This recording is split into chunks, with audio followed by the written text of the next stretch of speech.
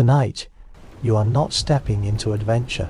You are stepping into weather, timber, salt, and the long education of discomfort. The ship waits at the quay under a sky the colour of old pewter, with a single mast, leaning slightly as if it already knows what the season will demand. Men move around you in layers of wool, gone shiny with use, shoulders tucked high against the wind, faces made older by cold before their time. You climb aboard with one hand on a damp rope and the other pressed into your cloak, trying to keep whatever small pocket of warmth is left to you. It does not last. The first gust that comes off the water finds every seam in your clothes and slides inward like a blade. You taste salt before the vessel even leaves the harbour. The deck is slick, the rails are rough. Somewhere below, barrels knock softly together in the dark like teeth chattering inside a wooden jaw. No one says it plainly, but the understanding lies in every hurried movement and every narrowed eye. The crossing itself may be dangerous, yes, but the real test will come later, after the work, after the shouting, after daylight drains out of the world, and you must lie down in whatever corner is given to you and attempt the strange miracle of sleep. So before the ship has fully turned her face toward the open water, before the shoreline softens into grey behind you, let yourself notice the scale of the thing. Not the ship, the cold. It sits over sea and sail, and human bone alike, with the patience of something that knows it will be obeyed. You draw one slow breath, then another. The hull creaks beneath your boots. The river mouth opens. The first long roll carries you outward, and with that slow movement, the night already begins. There is no room waiting below that would deserve the name of room. If you were picturing a low cabin with benches, blankets, and a lantern hooked neatly to a beam, you may let that picture go now. This ship was built to carry goods first and bodies second, and the order matters. Cargo earns its place honestly. People are fitted around it. When you duck into the hold for the first time, the smell meets you before the darkness does. Tar, salt, damp wool, old grain, old wood, a little sour wine, something faintly medicinal, and underneath it all the warm stale scent of men breathing too close together. Barrels are stacked in patient towers, bundles of rope sag like sleeping animals, crates squat in the corners, lashed where the ship can afford to lash them, left to trust in friction where she cannot. This, more or less, is the landscape of your night. Somewhere between the supplies, between the beams, between another man's boots, and a wall that sweats salt in the dark, you will place your body and call it rest. The officers have better arrangements, or less bad ones. The captain has a space at the stern where a door can close, and the wind is reduced to a complaint rather than a full assault. You do not. You have floorboards, or the inside curve of the hull, or a patch of sailcloth spread over planks that have not been dry in weeks, and may never be dry again until spring. Even so, once your eyes adjust, you begin the same quiet arithmetic every sailor learns. That patch is out of the draught. That corner is too near the bilge smell. That beam might stop you rolling if the sea grows rough. That coil of rope could serve as a pillow if you have no dignity left to lose. By the end of the voyage, you will think in these terms without effort. For now, you only stand there listening to the small sounds of wood and water, and men shifting around cargo, and understand with a sinking clarity that the question is not where you will sleep well. It is where you will sleep at all by the time the first true night closes over the ship. Everything has become wetter than you believed possible. The deck sweats, the hatch cover drips, the cloak around your shoulders, which had seemed merely heavy by dusk, now hangs with the particular weight of fabric that has surrendered to damp entirely. Below deck, The air is close enough to breathe and cold enough to sting. It feels less like entering shelter than entering the inside of a long-soaked chest.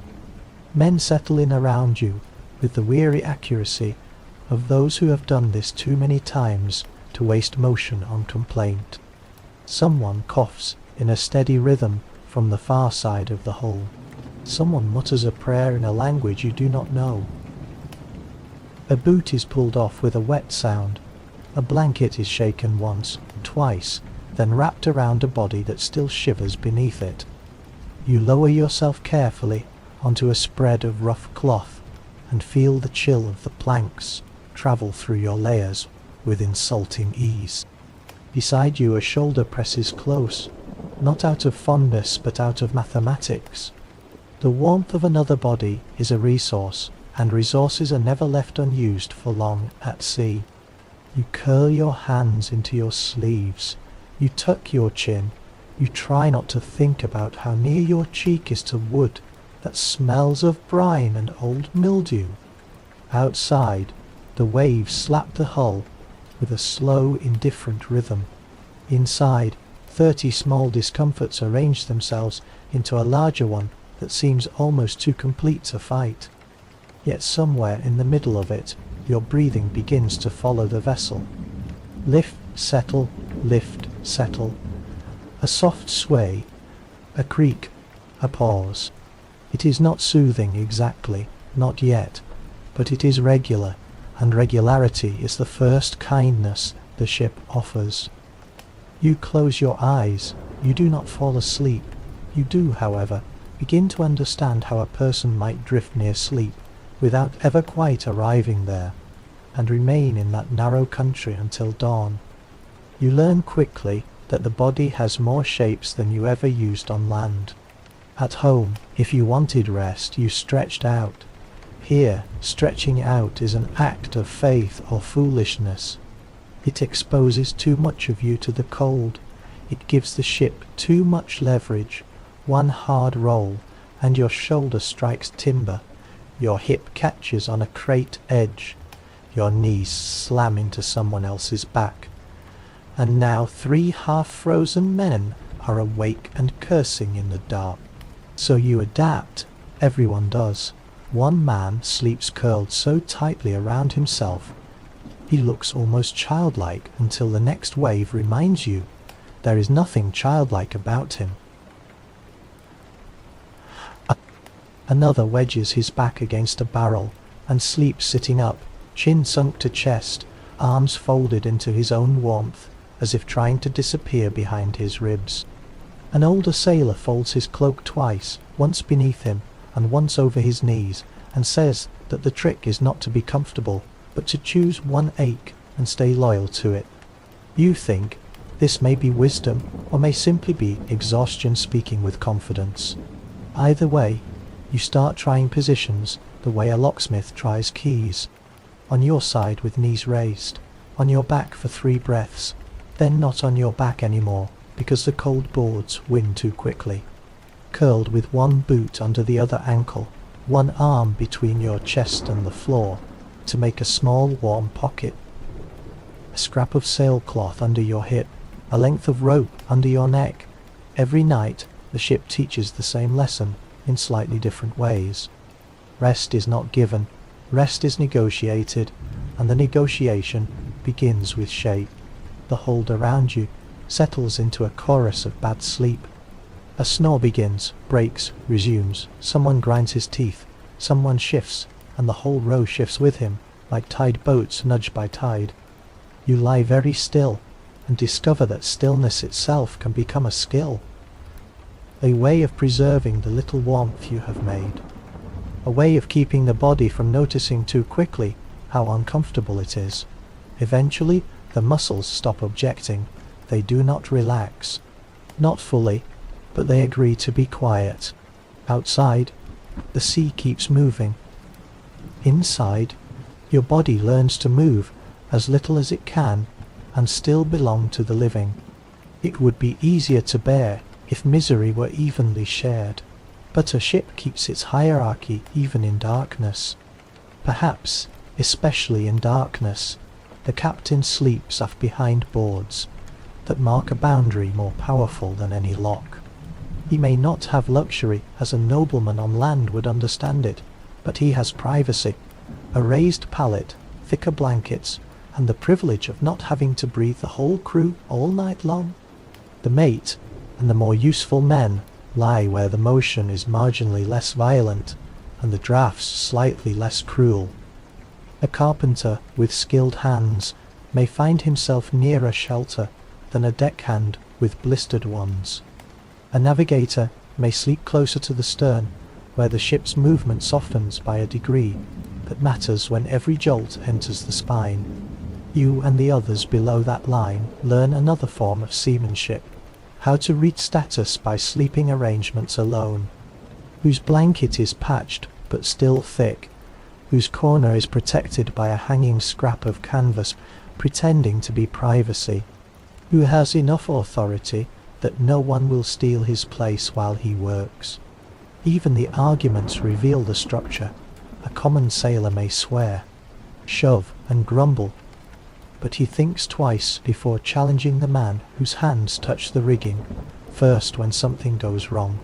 In this way, rank reaches even into dreams, if dreams come at all. Yet the unfairness is not loud.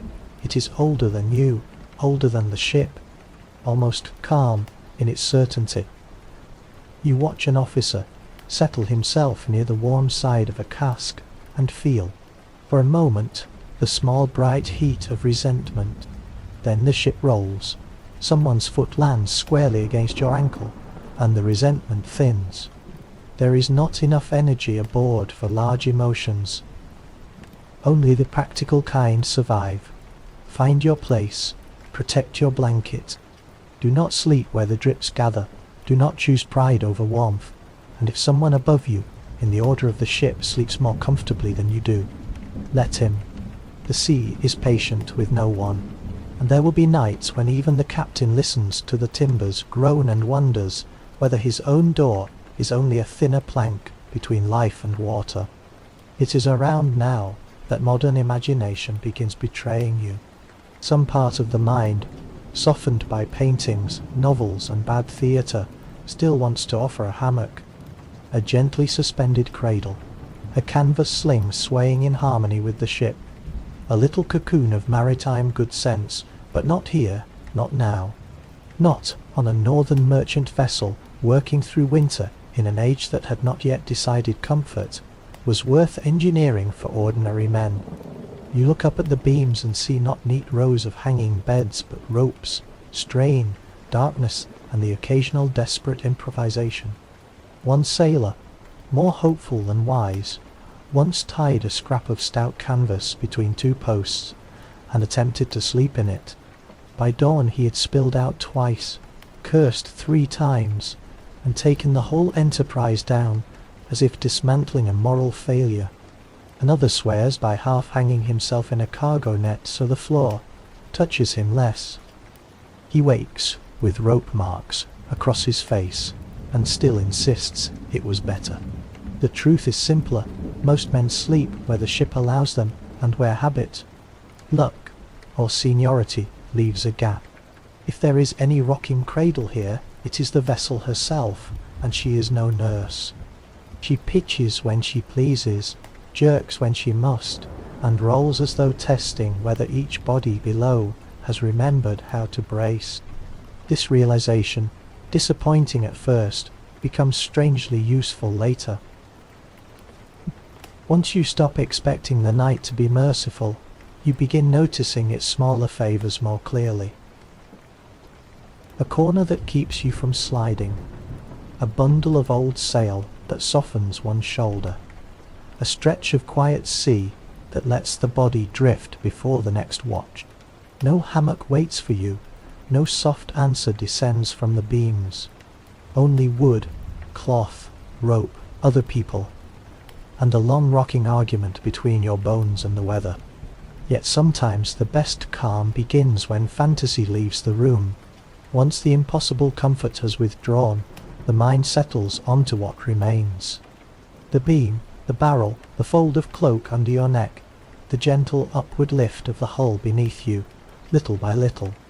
The ship itself becomes the only cradle you have. Because there will be no proper bed, warmth must be built by hand, piece by piece, from whatever the voyage has not already ruined. Every evening becomes a workshop in preservation. You wear everything you own, not in style, but in strategy. The linen shirt clings cold at first, then warms where it touches skin. Over that, wool, if you have it, another wool, if you can manage it, a cloak drawn not dramatically around the shoulders, but tucked with serious intent around the knees and ribs. Your feet become their own campaign. Dry socks, if you still possess such a thing. If not, the least wet pair, strips of cloth wound round the ankle. Boots put back on, not for walking, but because leather holds a little heat once the body has paid to make it. Some men rub fat into their feet or chest, animal grease with a smell that follows them all day and still counts as worthwhile. Others sleep under waxed cloth that cuts the draught even as it traps their own sour breath beneath it. A man from farther north stuffs clean straw between tunic and outer layer when he can find it, rustling faintly every time he lies down like a cold-weather scarecrow with ambition. Another folds an old bit of sail around himself, so tightly that he resembles cargo more than crew. You copy what works, discard what does not, and keep learning. The tricks are never elegant. That is part of their authority. Nobody aboard mistakes them for refinement. They are survival made visible. On particularly cruel nights, the crew arranges itself more tightly than pride would otherwise allow. Shoulders and backs fitting together in hard practical lines, a wall of exhausted warmth. It is not pleasant exactly. Someone always snores in your ear. Someone always smells strongly of salt, smoke, illness, or old onions. Yet inside that dense human knot, the air loses a little of its bite, and the first few breaths, after settling, can no longer feel like inhaling winter directly. Then slowly, as the hull speaks and creaks, and the sea brushes along the planks, your hands thaw enough to unclench. A little, your feet stop announcing every grievance, not comfort, never comfort, but a temporary truce held together by wool, grease, rope, stubbornness, and the fact that dawn is still many hours away. After a while, you understand that the word sleep is almost too generous for what happens here. It suggests surrender, depth, a shutting of doors. What you have instead is something thinner and more tactical, a lowering of awareness without its full abandonment. A disciplined dimming. You lie down not because the body expects pleasure, but because it can no longer carry itself upright with dignity. The trick, if there is one, is to stop asking the night to restore you. Restoration belongs to warmer places. Here the night merely reduces the damage for a little while. You begin to feel this in the hours before you can explain it. The way you start guarding heat before you guard comfort.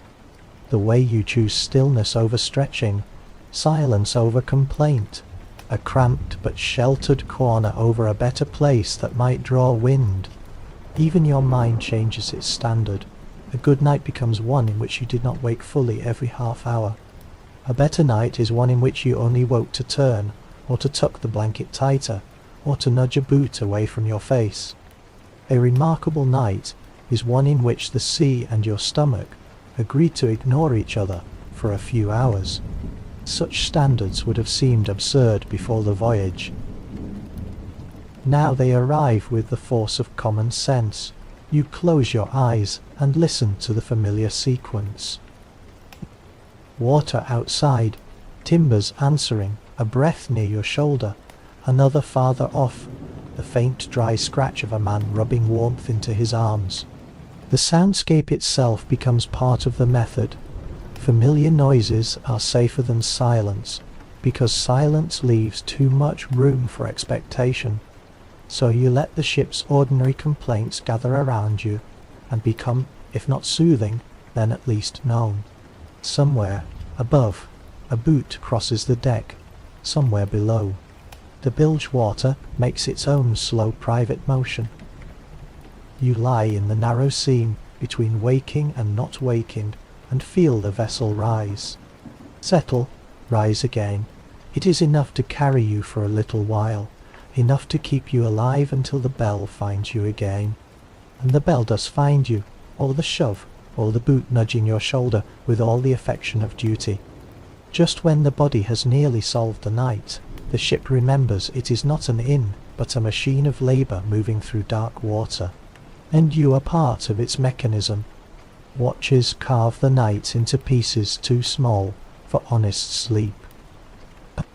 4 hours on, 4 off, or something like that, when the sand glass is watched properly and the wind does not scramble the crew into new arrangements. It means no one belongs wholly to darkness or daylight anymore. You may be deepest in your bad imitation of rest when a hand arrives from nowhere and says your turn. You may have worked all afternoon in sleet and now climb the ladder again at midnight because the ship refuses to stop needing men, simply because men are tired. This is perhaps the hardest lesson for the body. Not that the bed is poor, not that the air is foul, but that no rhythm stays long enough to trust. Your mind begins to count sleep, not in nights but in fragments. One stretch before the first bell, another after the watch. 20 minutes stolen against a coil of rope while cargo is checked. A doze with yaw, back to a warm cask while someone else curses over frozen lines. You become jealous of anyone who can close his eyes quickly. Then in time, you become one of them. You learn to descend fast, to lie down and let the body fall inward before thought can begin objecting. It is a rough gift, but a gift nonetheless. There is something almost wondrous in how a human being can, under pressure, lower himself into half sleep in the span of a few breaths. The ship teaches this without kindness and without apology. Still, once learned, it stays. You curl into your place, pull the blanket to your chin, listen to the wind dulling through the hull, and feel the edge of consciousness recede with astonishing speed. That it will be dragged back up again before it is ready does not stop the descent. Up. For these small stolen intervals, the body takes what mercy it can and asks no further questions. Then comes the night, when the sea decides fragments are still too generous. You know it before anyone says it. The air changes first, tightening as though the whole horizon has drawn breath and held it.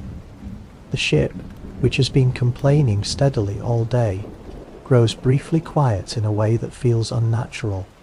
Then the first hard blow lands against the hull, and every sleeping body understands at once that rest has been revoked. Men sit up, barrels knock, a shout crosses the deck overhead and vanishes into wind. Another wave hits from a different angle, not slapping now, but striking, and the vessel answers with a groan so deep it seems to rise through your spine. Water starts appearing where water should not be, first in drops from above, then in quick cold threads running between planks and across the floor. Someone slides into you. You grab for a beam and miss, then catch the edge of a crate and hang there while the hold turns briefly into a tilted world of moving cargo and swear words. There is no lying down through this, no settling, no drifting, only bracing. Men wedge themselves against barrels, lash a loose chest in place, all blankets and packs out of the spreading wet. A sailor near the hatch begins retching with the relentless honesty of true fear and true seasickness together. Above deck, the officers are shouting to shorten sail, to hold, to haul, to move, and each command arrives through the boards as a vibration before it becomes meaning. Time changes in a storm. Minutes acquire elbows, hours stop flowing and begin striking you one after another. Yet even here the body searches for rhythm.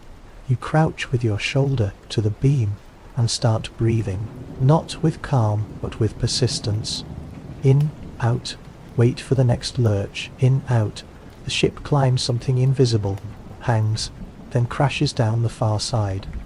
Again, eventually the terror becomes less sharp, not because the danger has lessened, but because no human being can remain at full panic forever.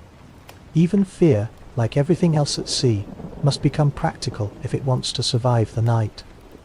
And when the violence finally begins to tire of itself, when the blows come farther apart, and the hold's wild sloshing returns to a lower, uglier rhythm, you feel no triumph, only the strange hollow quiet that follows being too awake for too long. The storm has not given you peace. It has merely stopped interrupting your misery with fresh inventions. For now, that is enough. On such nights, the thought comes to everyone eventually. Fire, not a great roaring hearth, not some tavern blaze, only a coal, a brazier, a little disciplined warmth cupped in metal and treated with reverence. The imagination offers it the way a thirsty tongue imagines wells. But ships like this do not forgive flame. Every board about you has known tar.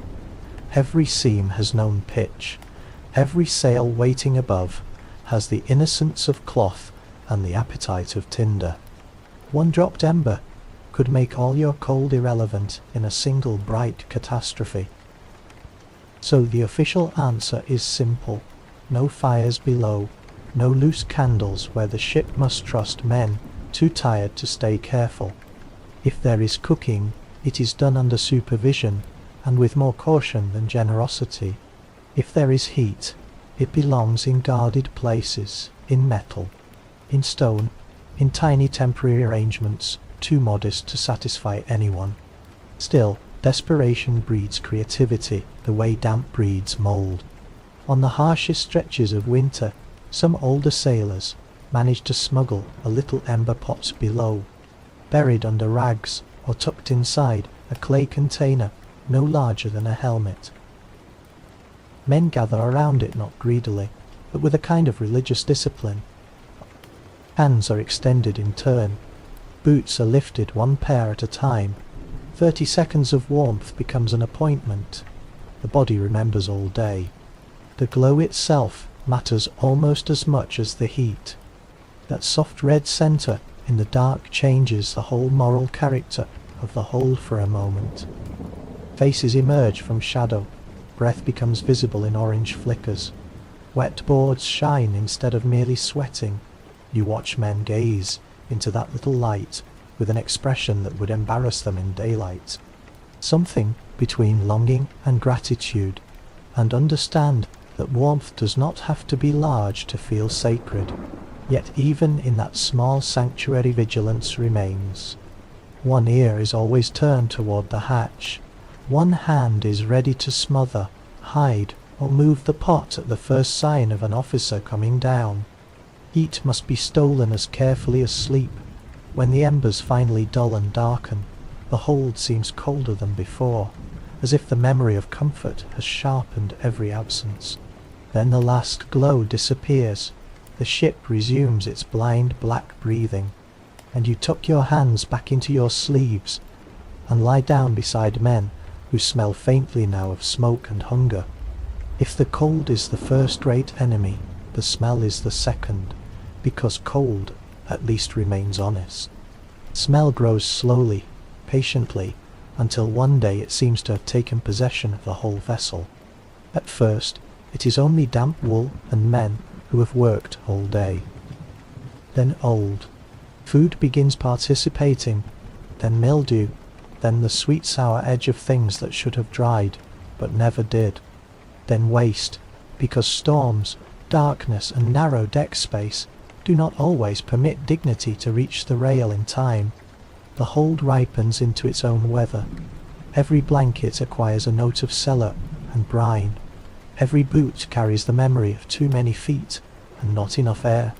Condensation gathers on the inside of the hull and comes away slick beneath your fingers. A patch of green bloom appears under a folded cloth and is scraped off with less surprise than disgust. Someone laughs about it, someone else retches. The laugh is probably healthier. You begin, despite yourself, to classify the odours the way a scholar classifies texts. Tar, when the air is warm enough to wake it. Cabbage gone uncertain. Old ale, damp rope, sour leather, human breath after too little sleep. The sharp medicinal waft from a pouch of herbs hanging at some neck in the hope that scent might defend against sickness. There are theories for all of it. Some men say foul air carries disease itself. Others say the smell only reveals what is already there. Either way, nobody wants it. Yet few can do much about it. Fresh water is a ration, not a luxury. Washing is difficult, dangerous, or absurdly cold. Hatches are closed against weather, and so the hold keeps what it has made. On the worst evenings, the smell lies on the tongue, like another layer of damp. You breathe through cloth if you can spare the cloth. You turn your face toward the hull if the air near the centre grows too rich with other bodies. Then in time, the body does what bodies do. It lowers the alarm. The impossible becomes ordinary. You wake one night and realize that what disgusted you a week ago now registers only as background. There is comfort in that too, though of a humble sort. The senses retreat from what they cannot change. The ship groans. The sea brushes by. The smell settles like a second blanket over every sleeping form, and still the night moves on. Unfortunately, the ship's smallest residents are less willing to let the body forget itself. Just when the darkness grows quiet enough to seem almost workable, the scratching begins. At first you blame the wool, or a rough seam, or one stubborn straw stalk that found its way inside your collar. Then the itch appears again, higher on the neck, then at the wrist, then along the ribs where the blanket tucks close. You scratch once, and feel a brief clean relief so satisfying it is almost treacherous. Then you scratch again, and now you are awake enough to know the truth. Lice, fleas, bedbugs, some delegation of them all, a ship packed with men. Cloth, damp, and unwashed bedding offers an empire to creatures this small. They do not care for hierarchy. They do not care for the wind. They do not even care whether you are exhausted. If anything, exhaustion makes you a better host. Around you, the same invisible war is underway in quieter forms. A hand moving under a blanket, nails raking once down an ankle, a sharp muttered curse in the dark. Nobody likes to discuss it by daylight, but at night the evidence is everywhere. It becomes part of the vessel's language. Scratch, shift, sigh, settle, scratch again. Remedies bloom with the same hopeful futility as sailor superstitions. Garlic rubbed along seams, ash dusted inside a shirt, a strip of cloth tied tightly at the wrist in the belief that the creatures will not cross. A charm near the feet, because why should one more unreasonable act matter on a ship already run by weather and chance? Some men grow so used to the bites that they speak of them almost fondly, as though naming a nuisance reduces its power. You are not there yet. You still feel each small assault as a personal insult. Yet even here adaptation waits. The threshold moves. A bad night becomes not a night with bites, but a night when the bites wake you fully. A tolerable night is one in which you manage to stay drowsy through them. The sea keeps its steady breathing outside. The hull carries the vessel forward, and your own body, however unwillingly, learns to drift through irritation the way it has learned to drift through cold. Rats, on the other hand, refuse to remain abstract for long. You hear them before you see them, the little skitter in the planking, the dry patter over a cask lid, the sudden soft thud from a rope coil to the floor. At first, each sound startles. Your mind is still young enough at sea to imagine threat in every quick movement near your bedroll. But rats have no interest in honouring your fear. They go on with their own lives among the cargo, busy, opportunistic, offended by nothing. One appears near your boot one night, pauses, cleans its face with scandalous composure, and continues under a crate as though you are the inconvenience here. Another drags a fragment of biscuit larger than its head across the hold to the admiration of 3 sleepless sailors, too tired to resent the theft properly. They are everywhere because ships are full of what rats require: food, shelter, warmth, darkness, human negligence, the occasional dead corner. No one searches twice. In time, as with the smell, relationship replaces shock. Not friendship, not exactly, but a wary coexistence with moments of almost comic recognition. You know the broad scarred one that favours the bundle of spare line near your sleeping place. You know the thin quick one that runs the beam above the hatch at nearly the same hour each night. You know that if the rats grow suddenly loud, someone has spilled grain or dropped dried meat, and half the hold will wake cursing by morning. The stories about them shift as your own attitude shifts. Some say they sense leaks before men do. Some say a ship abandoned by rats is a doomed ship.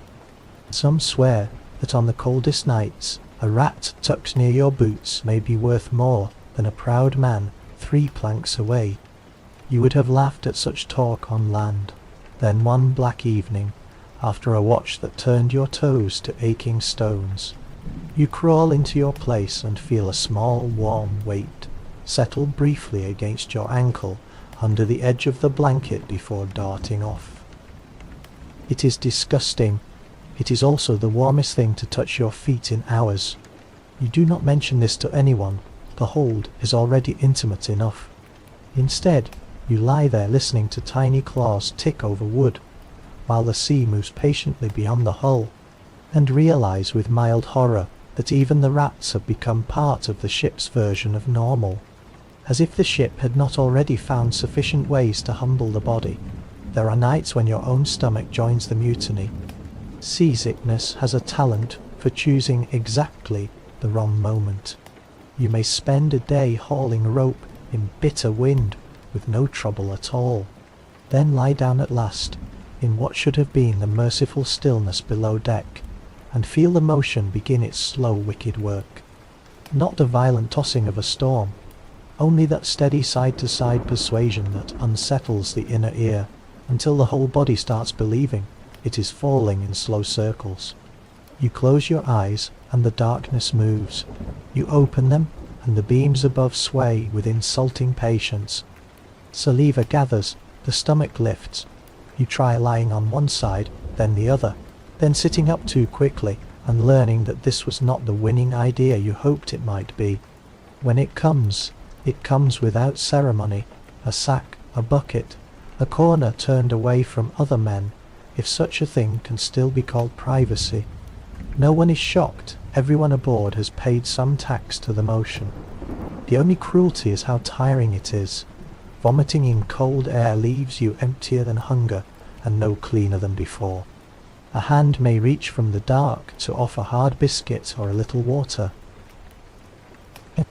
An older sailor may tell you to fix your gaze on the lantern and breathe like a man mending a sail, steady and stupid until the task is done. There are remedies, naturally, because sailors will invent cures for anything if enough misery repeats itself. Dried peel, ginger, if a lucky voyage has left any, stones sucked in the mouth, bread soaked just enough to stop scraping the throat, and of course drink, which warms the chest while confusing the rest of the body into temporary surrender. Whether it helps or merely distracts is a matter for scholars and fools. At 2 a.m, with bile in your teeth, you accept even distraction as a form of help. At last, the body grows too tired to continue objecting with such force. The sickness subsides into a dull, treacherous nausea. You lower yourself back down 1 inch at a time, one hand pressed over your abdomen as if to hold it in place. Outside, the sea pretends innocence. The hull rocks, the lantern swings. Your breathing slows enough to become countable again. Not healed, not rested, but quieter, which is sometimes the nearest shore available. Illness comes more softly. That is what makes it dangerous. A storm announces itself, cold strikes openly. Fever arrives, as if by accident. One afternoon you are merely tired, which means almost nothing on a winter ship. By evening your skin feels wrong, too hot beneath damp cloth, yet the air around you still bites and your teeth still chatter. By night your head is full of wool. Every movement leaves a trail behind it. The blanket on your shoulders becomes both burden and blessing. Sweat gathers at the neck despite the cold, and when you touch your face your hand comes away slick, as though your body has forgotten the season and chosen another one internally. There is no true medical place aboard for this, no little cabin of recovery. A sick man lies where he always lay, only with more distance granted around him, if distance can be found, and less conversation directed at him, because everyone is privately measuring the odds that his cough will become theirs. Remedies are passed down in fragments, vinegar on cloth, garlic in broth, hot drink if there is hot drink, a little smoke from herbs burned in a bowl, both to clear bad air and to reassure the frightened that something active has been attempted against invisible forces. You may even be given a charm by a man who shrugs as he hands it over, not because he is convinced, but because conviction has never been the only reason people keep old objects close. Fever distorts the hold into something stranger than dreams do. Voices seem farther away or much too near. A rat scratching in the corner acquires the size of a dog in the darkened mind. The ship's creak becomes a sentence you almost understand. Once or twice you wake with the conviction that home is somewhere just beyond the next cask. If only you could rise and step past it. Of course it is not. Home is where floors hold still, and beds do not smell faintly of brine, and both of those places are far away. Yet fever also does one unexpected thing. It blurs the edges of misery. Cold becomes less articulate. The body, occupied with its own private blaze, has less language left for the ordinary torments. You drift in and out while other men step over you, work around you, perhaps glance once to make sure your chest still moves. It does slowly. The ship goes on. It always does by dawn. You are not well, but you are still present, and on a vessel like this, presence itself begins to feel like a modest kind of triumph. From fever, it is only a short passage into dreams, or what passes for dreams, when exhaustion, salt air, hunger, cold, and motion all begin collaborating against the mind. Ordinary sleep on land closes around memory and fantasy with some kindness. Sleep here opens doors and forgets to guard them. You lie down thinking of nothing nobler than warmth, and find yourself standing, a moment later, in some impossible version of your own past where the kitchen floor slopes like a deck, and your mother's voice comes through the sound of rigging. A hearth glows until it does not. A familiar field stretches under summer light until the grass turns to black water at your feet. You reach for a door and your hand finds rope. The worst part is not even the images themselves. It is their vividness, their confidence, the feeling, while inside them, that the mind has finally located solid ground, only to have that ground dissolve at the moment of trust. Around you, whether you hear them fully or only guess, other men are making their own voyages through disturbed sleep. One mutters names, one flinches repeatedly, as though fending off small attacks.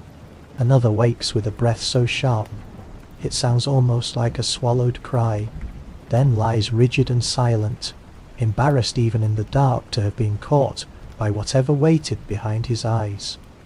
Sailors talk about such things with caution, when they talk at all. Some say the soul wanders farther at sea than on land, and therefore returns with trouble clinging to it. Some say dreams are simply weather passing through the skull. A few insist that a dream of drowning is a promise of life, because the sea has already taken its practice turn at you and need not hurry. Others say precisely the opposite. You find it best not to choose among these explanations. The dreams do not require interpretation to be effective. They already know how to exhaust. Even so, there are gentler passages sometimes. A memory of sunlight on a wall, the smell of bread that never quite resolves into a place, a lane with no wind in it. In these moments, the ship's movement enters the dream, not as threat, but as rocking, and for 3 breaths, perhaps 10, you are almost soothed. Then the hold groans, a man coughs, your own shoulder reminds you of the plank beneath it, and the dream breaks apart. Still, once broken, it leaves a softness behind, a trace, the idea that somewhere, whether in memory or imagination, warmth continues to exist. Some nights the mind does not even bother with the full courtesy of dreams.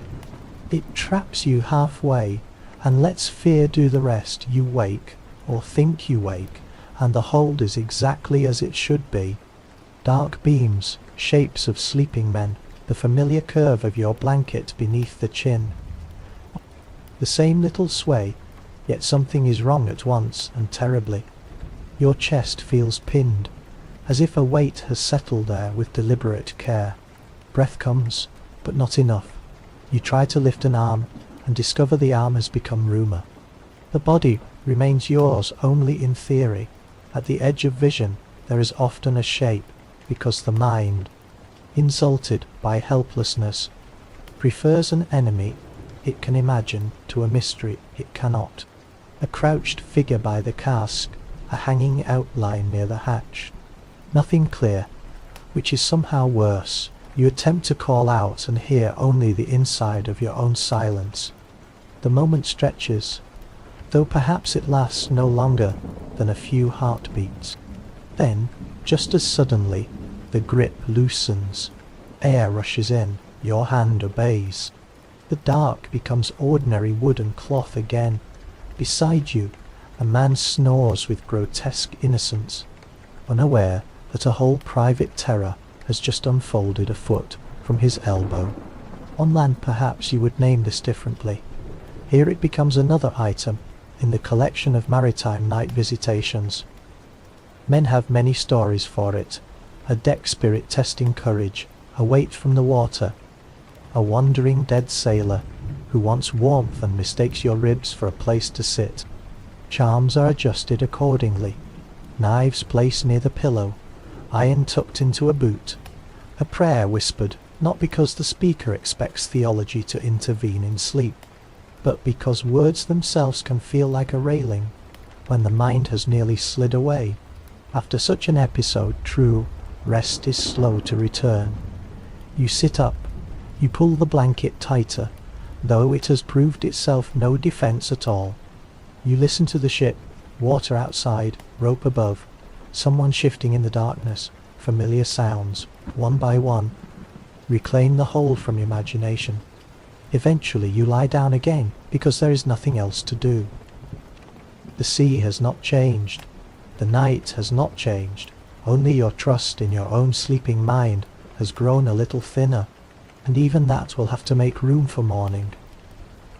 If fear steals enough warmth, human closeness gives some back. You notice it first, not as scandal, but as geometry. 2 men under one blanket breathe more steadily than one man alone. A younger sailor, shaking after a bitter watch, is pulled wordlessly into the edge of another's cloak, until the shivering eases. Someone with fever wakes to a hand at the shoulder, not dramatic, simply present. In cramped places, the line between necessity and tenderness softens sooner than it does ashore. The ship has no patience for the elaborate postures of propriety when bodies are cold, frightened, lonely, and too tired to pretend they are not made to want comfort. There are, of course, rules spoken and unspoken.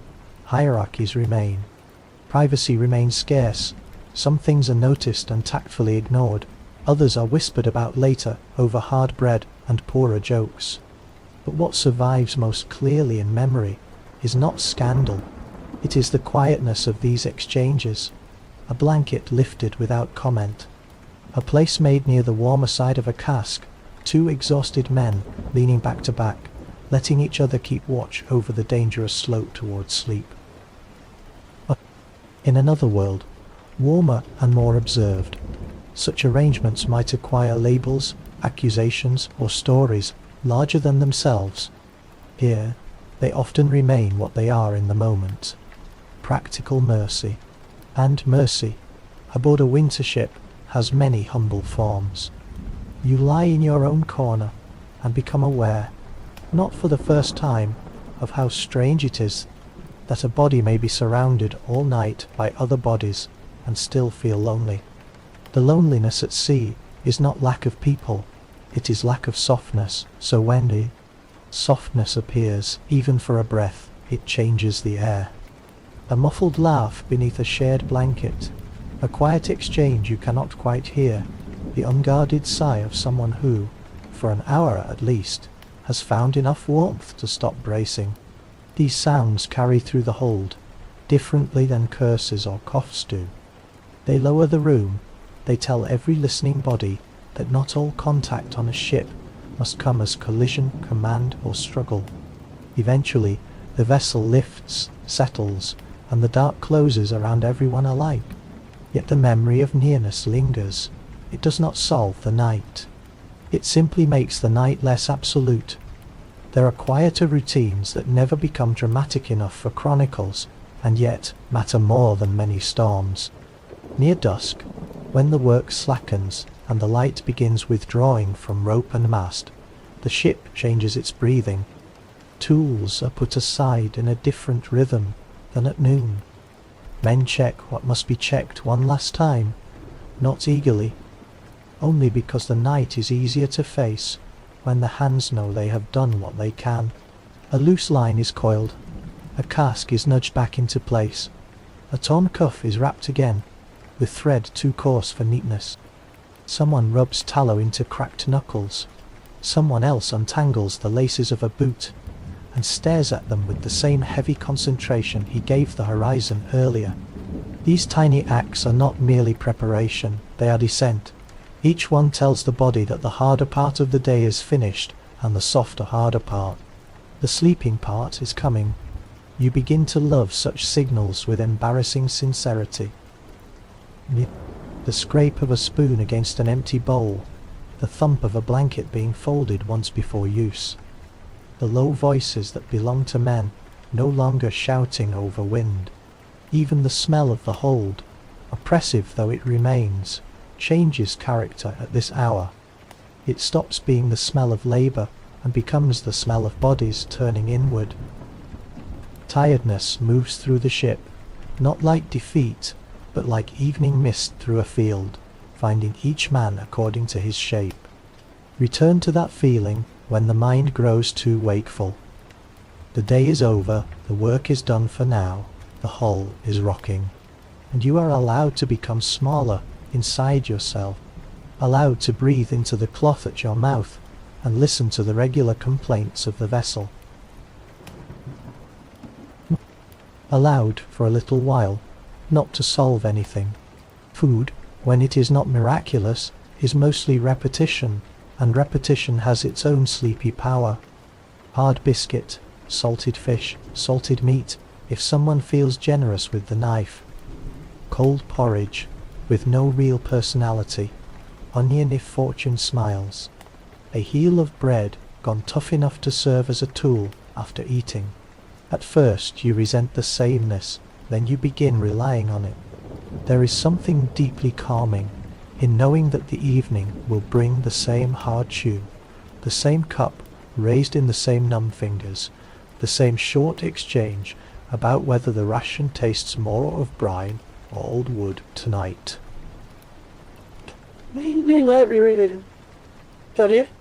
Men who barely speak while hauling lines will suddenly offer half a crust, a slice scraped thinner so two mouths can pretend to be full, a muttered warning that one barrel has gone bad and another still keeps drink fit for swallowing.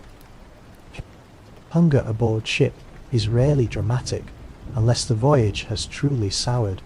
More often it is steady, familiar, wearing. The body learns to live in its company as it lives with the damp. Yet even worn hunger can be soothed by ritual. You sit, you chew, you keep your bowl close for what little warmth it holds. Someone makes a poor joke. Someone replies with a poorer one. The ship moves under all of you, as though you were dining in the hand of a larger creature. Afterward comes a brief softness, unlike sleep, but related to it, the moment when the stomach is no longer pleading, and the limbs are not yet ordered to climb or haul again. In that small quiet, after eating, many minds begin drifting before the body has even reached its blanket. Remember that pause. It belongs to the safe places in the voyage. The spoon lowered, the jaw at rest, the sea outside no longer enemy or spectacle. Only a great dark motion, carrying supper and weariness together toward night. Not every relief needs to be warm. Some of them are made of structure. The first time you realize that the ship is following a pattern larger than your misery, you sleep better for it. The watches turn, the lantern is trimmed, the hatch is checked, the crew above and below changes places in a rhythm that would seem cruel on shore and becomes reassuring at sea, precisely because it does not depend on mood. Men may be tired, sick, irritated, half frozen, or full of private dread, but the order of tasks still returns. It is the order that holds. You begin hearing it beneath everything. The bell, not as interruption, but as proof that time continues. The footsteps overhead, not as nuisance, but as evidence that someone is awake. Someone is tending sail. Someone is measuring the dark while you lie below. Even rank, so frustrating by day, becomes part of this comfort by night. There is a captain making judgments aft, an officer listening to the wind, a boatswain who knows which rope will betray the hand if pulled carelessly in frost. Above all, there is the ship herself, old and imperfect, following the laws of timber, tension and water, with a consistency more trustworthy than the moods of men. When you remember this, the hold stops feeling like a trap and begins, in a rough way, to feel guarded. Not safe in the modern sense, only held within a system that has not failed yet. So when the mind wakes in the small hours and tries to invent new dangers, you answer it with old structure. The watch is set, the hatch is barred, the hull is carrying, the sea is outside where it belongs for now. Breathe in, breathe out. The vessel rises and settles under the same stars whether you fret or not. Let the pattern carry some of the weight. Your thoughts insist on lifting alone. There are nights of unusual calm that almost embarrass everyone by how close they come to comfort. The sea smooths itself. The wind drops low enough to mutter instead of shout. Even the men who have spent all week cursing the voyage speak more softly, as if not to disturb whatever bargain has briefly been struck between weather and wood. On these nights, the hold feels wider. Nothing has physically changed, but the absence of sudden motion creates a generosity of space. A man can uncurl one leg without paying for it. Another dares sleep fully on his side, trusting he will remain where he chose to lie. The lantern flame, instead of jerking and flattening, burns with a steady golden oval that makes even wet boards look almost companionable. You discover then how much of misery was movement's sharper cousin. Without the constant threat of sliding, bracing, or being jarred awake, the body lowers itself more willingly toward rest. Conversation survives a little longer. Someone tells a story from a town too far inland to have any business in a sailor's mouth, and for 10 minutes the hold fills not with salt, but with fields, cattle, a lane after rain, the smell of apples stored in a loft. Another adds a memory of church bells heard across snow from a harbour he passed as a boy. None of these recollections are elaborate. That is why they soothe. They come in small usable pieces, the way comfort comes at sea. A doorway, a loaf, a patch of sun on stone. You listen with your eyes half closed, letting other people's memories do the same work songs do, building a room larger than the one your body actually occupies. When the talking thins and silence returns, it returns gently. No storm follows, no abrupt shout from deck, only the hull breathing, the sea moving in low whispering sheets outside, and the delicious novelty of a mind not immediately called upon to defend itself. On such nights you understand how little is needed to make human beings grateful. A level plank, a quiet hour, a lantern that does not swing wildly, the chance to drift with nothing clawing at your attention all at once. Superstition deserves its place here, not because it is true, but because it behaves like a blanket when knowledge runs out. Sailors tie meaning to small things with a seriousness born from exposure. A knot in a certain place, a prayer said before lying down, not loudly, never theatrically, just under the breath as one tucks a hand beneath the opposite arm. A scrap of ribbon kept dry in a pouch because it once belonged to a sister, and therefore still remembers land. A bone charm touched before the midnight watch, a tiny mark scratched into a beam where no officer would bother to ask questions. You may begin the voyage skeptical, most do, or say they do, but skepticism has poor insulation when the dark is long and the sea is louder than reason. Soon enough you notice your own habits forming, the way you prefer to lie with one shoulder toward the hull and not the other, the way you knock your boot twice before setting it by the blanket, as though this tiny order might keep the night from spilling completely out of shape, the way your mouth forms the same few words when wind rises after dusk. None of it controls weather, none of it repels fever, or keeps rats from becoming enterprising. Yet ritual organizes helplessness into something a body can carry. It says, I cannot command the sea, but I can arrange this corner. I cannot master winter, but I can fold the cloak this way, breathe 3 times, touch this charm, and enter the dark with a little less nakedness of mind. There is tenderness in that human habit, not stupidity, tenderness, a willingness to care for the frightened part of oneself without requiring the universe to validate the method. So if a nail under the pillow, or a whisper to the saints, or a hand pressed once to the beam, helps a man soften enough to sleep, let it help him. The ship has no shortage of harder truths. Small unnecessary comforts are allowed to remain. Sometimes, deep in the middle stretch of a voyage, your mind slips toward land, not as escape, but as ballast. You do not daydream in grand scenes. No one aboard has strength left for elaborate fantasy. Instead, the mind offers pieces of ordinary life with almost unbearable precision. The weight of a door that closes squarely into its frame. Straw that smells dry rather than fungal. A bench beside a wall that does not move under the spine. Water poured from a jug into a basin and staying there.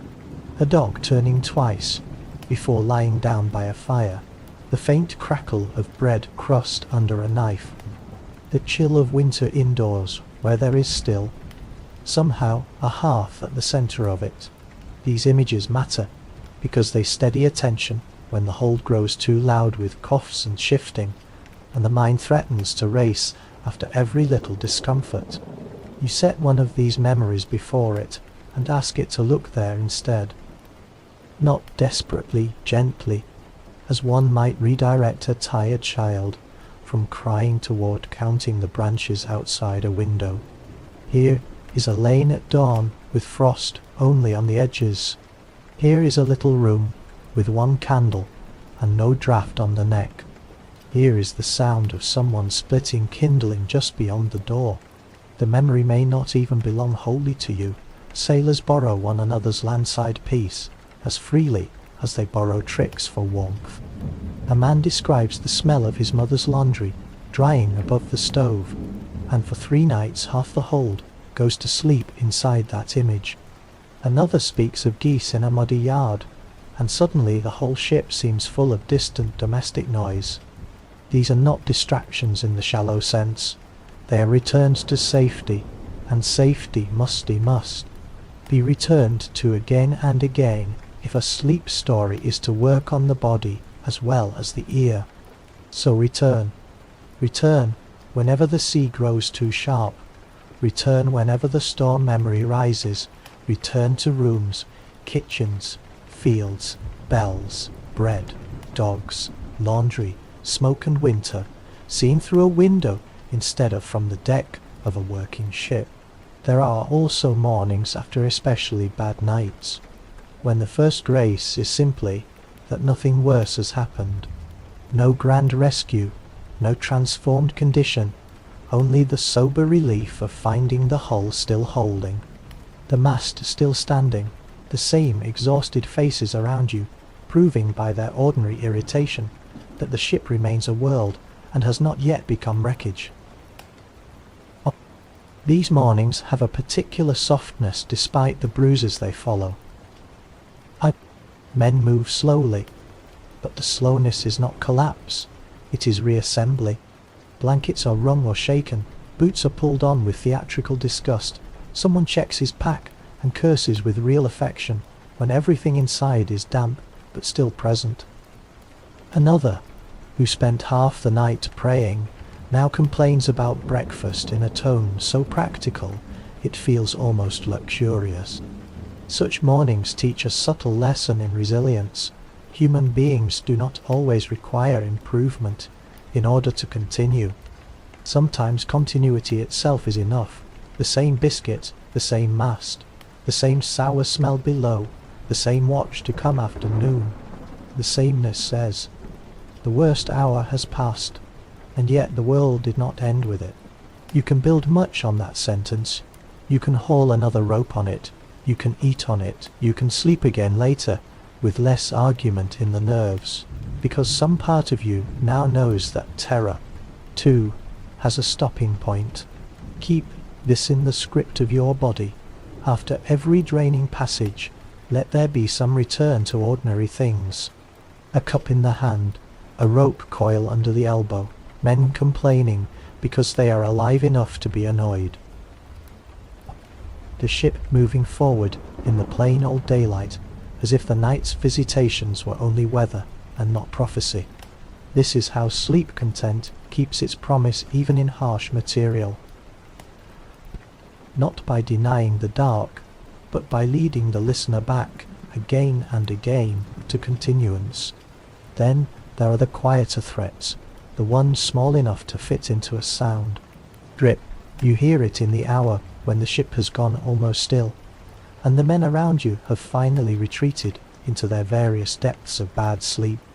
Drip again, not from a cloak, not from the hatch, not the familiar wet patience of condensation gathering above and falling where it pleases. This comes from lower, from forward, from the hull itself. You sit up and listen until the rest of the hold falls away. Drip, a tiny sound, but once noticed it acquires authority. You pick your way between sleeping forms and crouch near a stack of lashed crates, where the inner planking catches a little of the faint lantern light. There it is, water forcing itself through a seam with the stubborn confidence of all small disasters. Only a thin bead, then a drop, then another, not enough to panic the ship, perhaps not even enough to wake a sober officer with urgency, but enough to remind you what all this wood is really for. Not to carry you, but to keep the sea from touching you directly. That boundary suddenly feels both miraculous and insulting in its thinness. Ships leak, everyone knows that. Winter opens seams, tar stiffens, timber shrinks, cloth stuffing shifts.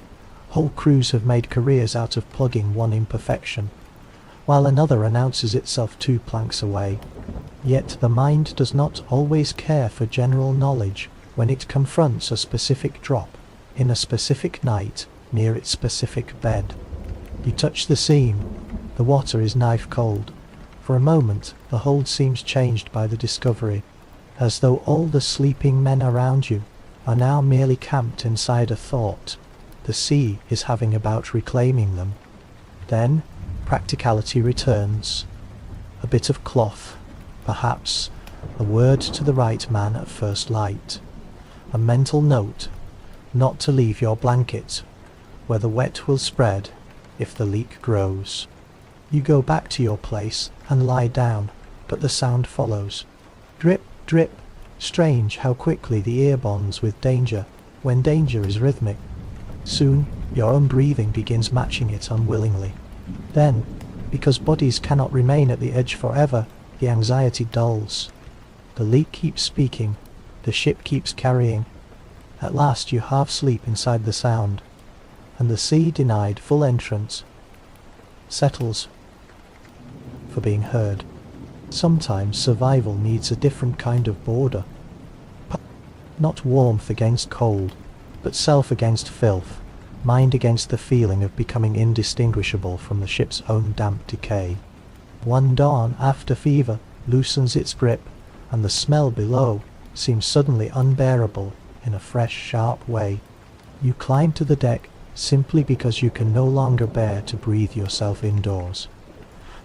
The air strikes hard enough to make your eyes water at once, but its honesty is a relief.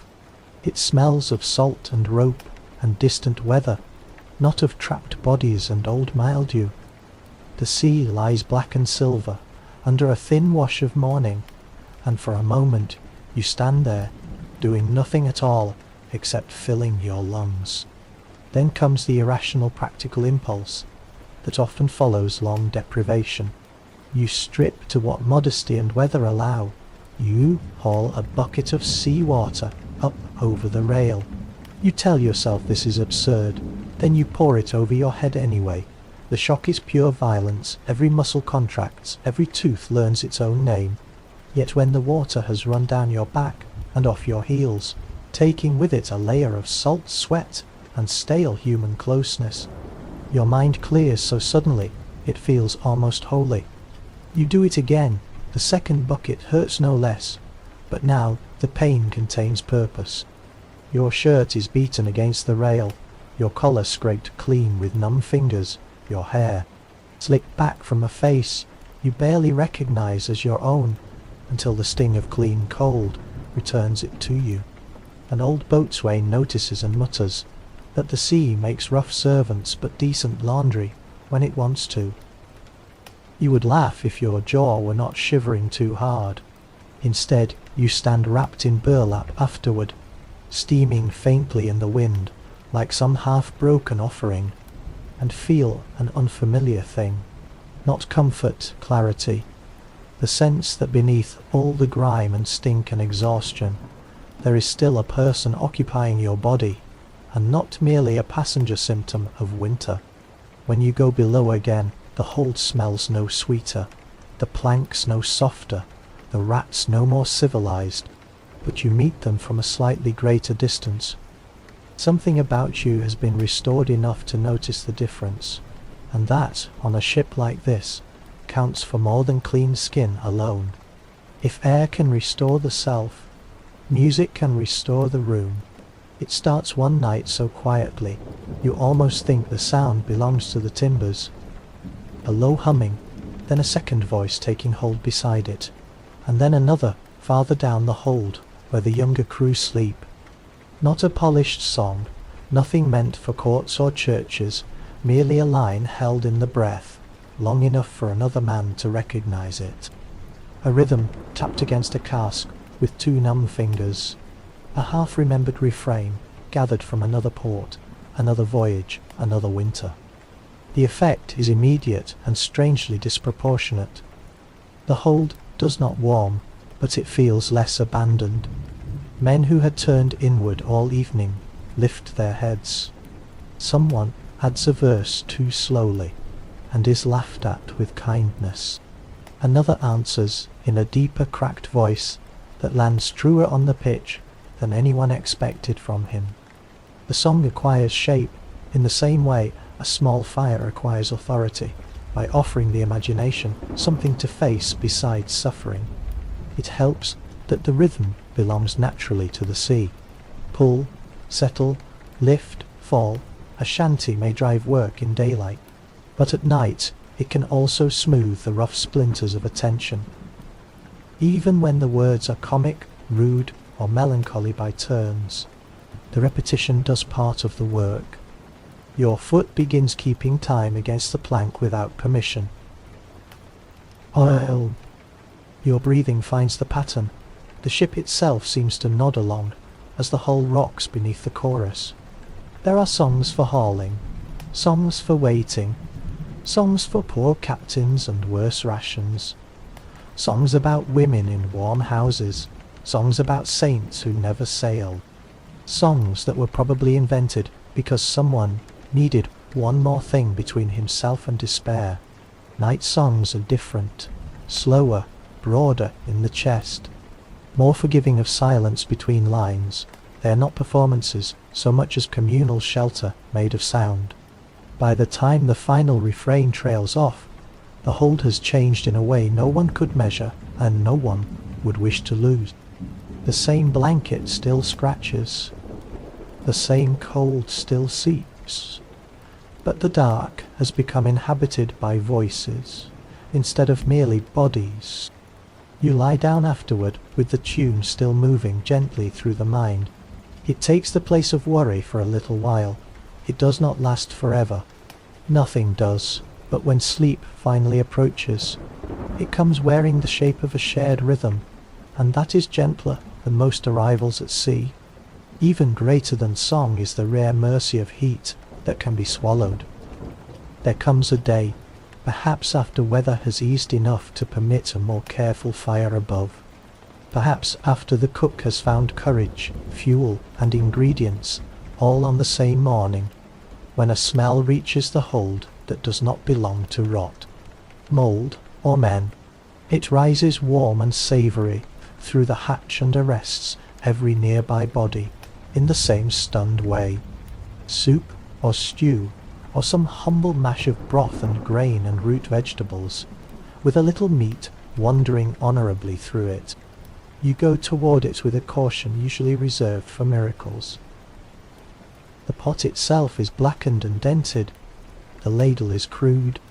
The bowls are wooden, rough at the lip, each one carrying the memory of past meals in its grain. None of that matters. What matters is the steam, the living curl of it against the air, the way it touches your face before the first sip and tells the body, long before the tongue confirms it, that something hot is coming. Around you men take their portions and retreat not into greed, but into reverence. They crouch by the rail, lean against the mast, sit on coils of line, or on the deck itself, if it is dry enough to insult. The hold and deck fall temporarily quiet, except for spoons, breath, and the occasional involuntary sound of satisfaction from someone whose body has forgotten this particular luxury. The meal is not fine. The broth is thin in one bowl and thick in another. The carrots are nearly surrendering to mush. Some herb has gone bitter at the edges. None of that matters either. Warmth enters through the mouth and descends through the chest in a way no blanket can imitate.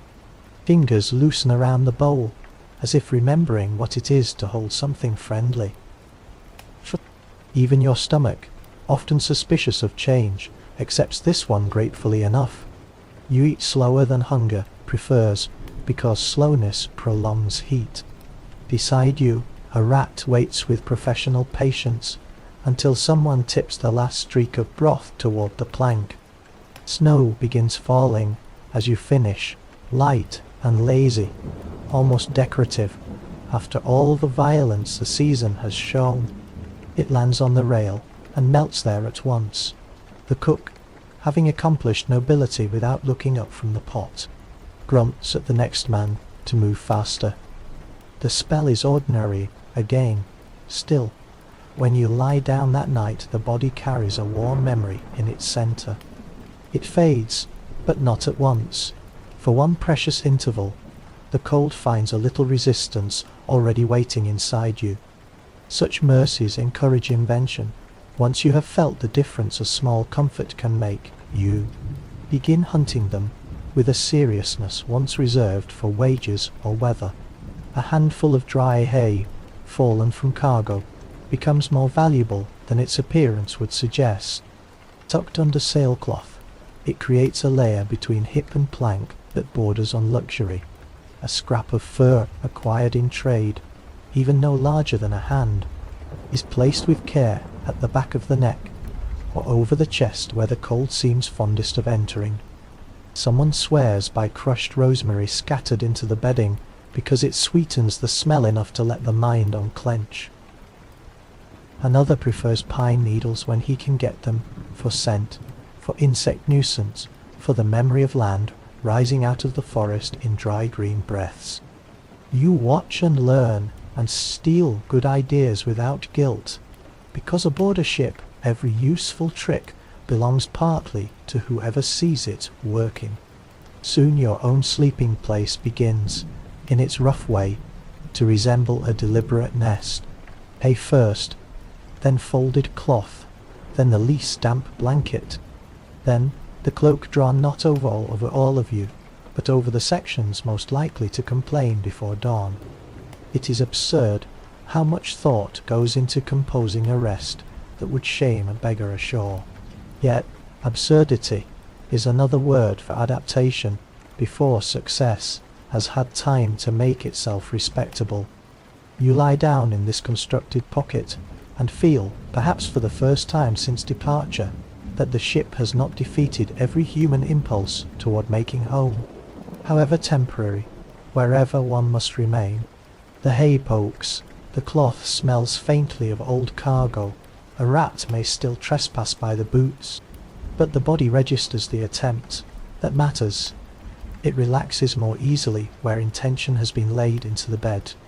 Around you, others are doing the same in their own styles, tying a strip of canvas to shield against a draught, stuffing spare wool into a gap, shifting their places 2 feet towards some warmth discovered last night.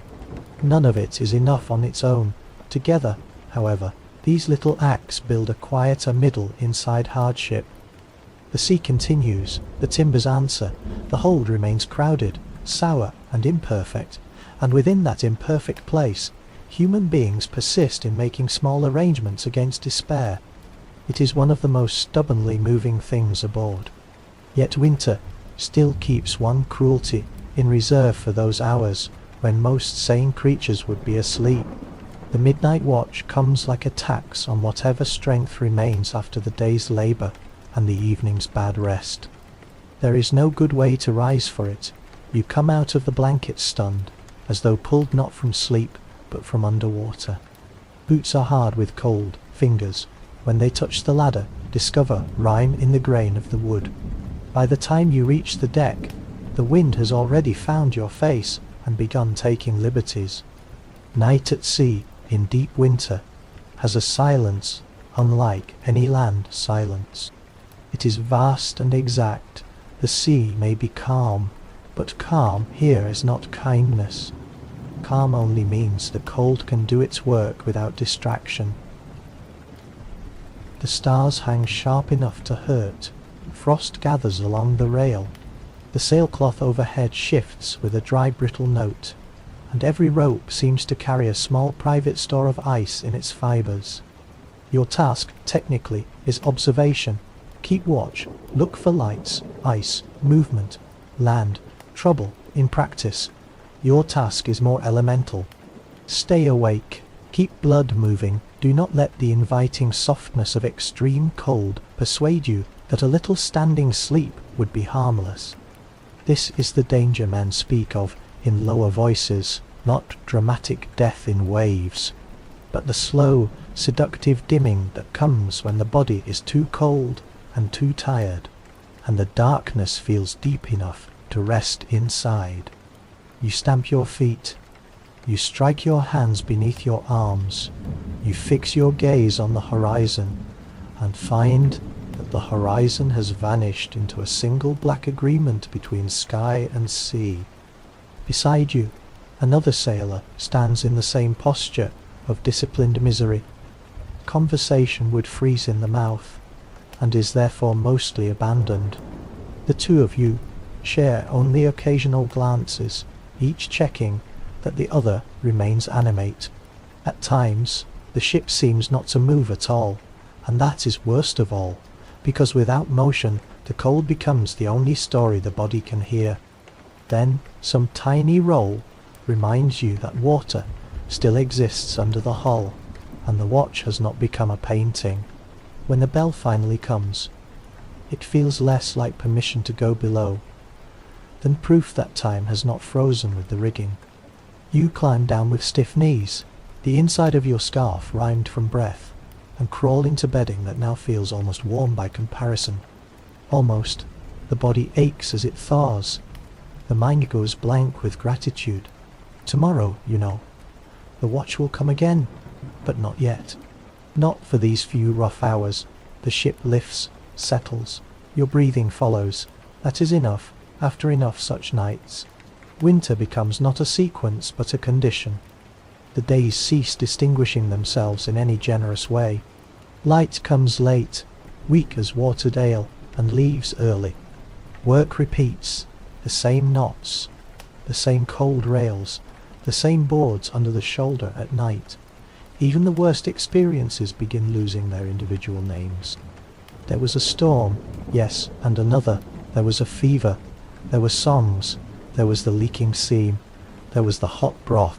There was the night the rat slept against your foot, and you pretended not to notice. But all of them now live inside one long grey fabric of endurance. This flattening of time has its own effect on the mind. You stop waiting for improvement in large forms. You stop imagining some grand break in fortune that will split the season and deliver ease all at once. Instead, you begin to measure life in small occurrences. The next watch, the next bowl, the next hour below deck, the next chance to dry a sleeve near guarded heat, the next patch of sunlight if any can be found. There is a hard freedom in this. With the future reduced to workable pieces, the mind spends less energy wandering toward impossible comforts. It learns the scale of the voyage and adjusts its hunger accordingly. At the same time, a softness creeps in around the edges. Not optimism, something quieter. The realization that human beings can inhabit even this mode of life and still make room for habit. For jokes too tired to be funny, and therefore somehow funnier. For gestures of care so slight, they would go unnoticed in easier worlds. You start recognizing the ship by feel the way one recognizes a house at night without lamp or candle. Here, the beam where your shoulder catches if you turn too quickly. There the rung that creaks before dawn. This part of the hull speaks more sharply in crosswind. That part of the deck holds a thin warmth longest after rare sunlight. The vessel ceases to be pure hostility and becomes, if not familiar, then legible. Legibility is its own comfort. When you lie down now, the hold no longer feels like a stranger's throat. It feels like a harsh environment whose bad habits you know by heart. Outside, the sea remains huge and uninterested. Inside, your life has become detailed enough to meet it. And then, precisely because winter has trained you not to expect revelation. Change arrives softly. Not warmth at first, only less cold. You notice it one morning, before your thoughts fully gather. The blanket is still damp, but not biting. The air in the hold is still close, but somehow thinner, less armed against the lungs. More light lies across the beam above your face than usual. You sit up and know, even before reaching the deck, that something has shifted outside the vessel, and therefore inside every body aboard. When you push through the hatch, sunlight meets you. Pale, wintry, restrained, yet unmistakably sunlight. The sea has colour again, beyond iron and black. The horizon, absent for so long behind fog, sleet and low cloud, remembers how to separate itself from the sky. Men move more quickly, not from command but from a collective stirring the weather itself has ordered. Ice that clung to rope and rail begins surrendering in drops. Puddles shine on the planks. The sails, though still ragged with use and stiff at their edges, seem less burdened by frozen damp. Even the ship's noises alter. The groans remain, but with less complaint in them. The old boatswain says the vessel rides lighter after hard weather, though whether this is wood or merely spirit he cannot say. You stand at the rail, drinking the air, and realize that relief, when it finally arrives, is almost shy. There is no trumpet of deliverance, no moment when the whole crew cheers and declares itself saved. The change is distributed quietly through muscle, breath, and attention. A man who has coughed for 10 days now coughs only once. Someone laughs without it sounding forced. Another hangs his blanket in the sun for half an hour, with the solemn care of a priest displaying relics. Work still exists, of course. There are lines to scrape, knots to check, leaks to patch, stores to inspect, bodies to keep busy, so they do not fall into the sleepiness of false safety. Yet every task is altered by the presence of light. Later, there may even be a mug of hot drink carried in 2 hands to the lee side of the mast, savoured not because it rescues you, but because you are finally in a condition to notice flavour again. The season has not ended. Nobody mistakes one bright day for spring, but something in you, long clenched, loosens enough to admit a dangerous thought. You may actually live through this. Once that thought exists, the voyage reorganizes itself around it. Not because conditions become gentle, they do not. The hold still smells of old damp and people. The boards still find bruises. Sleep still arrives in fragments. Rats continue their private governance of the lower corners. Yet hope, when kept very small, fits surprisingly well aboard a crowded ship. It appears in little domestic scenes. The old version of you would never have noticed. A shirt laid over a line to dry in actual sunlight. Steam lifting from a mug and not being snatched away instantly by wind. 2 sailors sharing a joke, too stale to repeat and laughing anyway, because laughter itself sounds different in easier weather. The leak you feared in the night, now stuffed firmly with tarred cloth by hands that had strength enough to tend it. Your own blanket, aired long enough to smell a little less like the hold, and a little more like cloth again. Even the body responds with a kind of wary gratitude. Toes flex more willingly in the boot, fingers unclench from tools after work, instead of remaining hooked for minutes with remembered strain. The mind, too, changes its approach to sleep. Not everything feels like a siege. You lie down and are still aware of discomfort, but discomfort no longer fills the whole available world. There is space beside it now where memory, anticipation, and simple observation can sit. The hull rocks, and for once the movement feels almost companionable. A shanty hummed under the breath does not sound like defiance so much as continuation. You remember the worst of the season, and notice that memory has already begun sorting it, not removing the pain, only placing it. There was the first night, the storm, the fever, the watch, the ember pot, the soup, the songs, the dripping scene, the sudden clean shock of seawater over the head at dawn, the rat by the ankle, the pressure on the chest in the dark, the moments of nearness between bodies, too tired to pretend they needed nothing from each other. None of it forms a neat tale, it forms a life, and the life has gone on. That perhaps is the quietest wonder aboard. Not that men suffered, of course they did. Not that they adapted. Human beings always adapt while complaining eloquently. The wonder is that inside, so much cold and wet and broken sleep, they still made enough room for rhythm, care, song, appetite, humour, and the little rituals that keep a person tied to himself. So when night comes now, softer though not soft, you understand the voyage differently. It was never a story about sleeping well. It could not be. There was no hidden chamber of comfort waiting to be discovered below deck, no forgotten maritime trick that turned planks into feather beds and winter spray into a lullaby. The truth has always been plainer and more impressive. People learned to survive nights that would have seemed unsurvivable before they met them. They made a system out of scraps.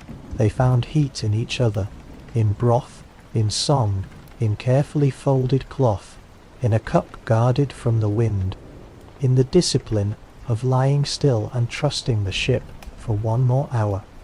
They endured rats and lice, stench and cold, dread and watches, and the sea's habit of entering the mind long after it had ceased entering the hold.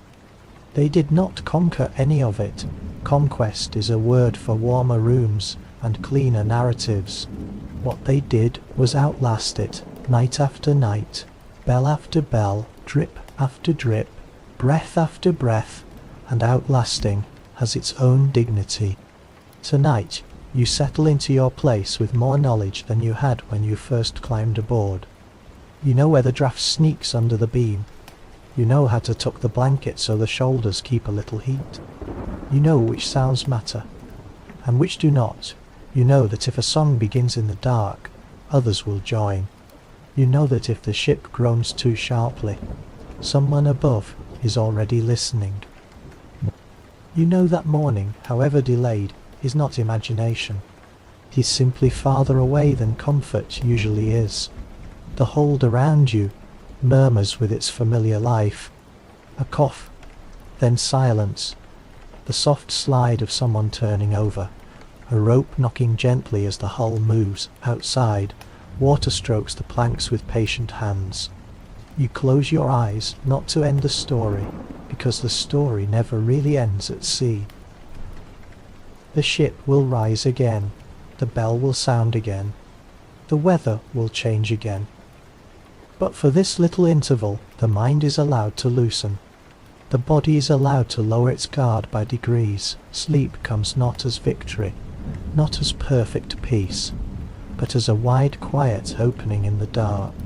You drift toward it while the vessel carries you onward, and the sea, for once, asks nothing more.